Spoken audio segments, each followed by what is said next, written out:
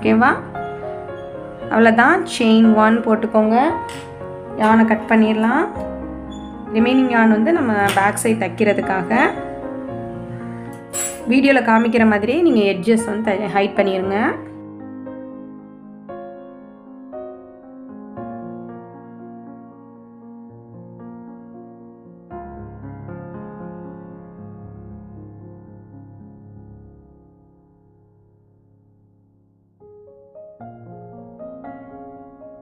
Okay friends, நம்மளோட பியூட்டிஃபுல்லான coaster வந்து ரெடி ஆயிடுச்சு.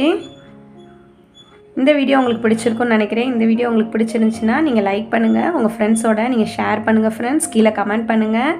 இது ஒரு நல்ல கிறிஸ்மஸ் கிஃப்டாக இருக்கும். நீங்கள் இந்த மாதிரி செட் ஆஃப் 2 இல்லைனா செட் ஆஃப் 4 பண்ணி கூட நீங்கள் ப்ரெசென்ட் பண்ணலாம். டேபிளில் வந்து வச்சிங்கன்னா ரொம்ப அழகான ஒரு ஹோம் டெக்கராக இருக்கும். கண்டிப்பாக இதை ட்ரை பண்ணி பாருங்கள்.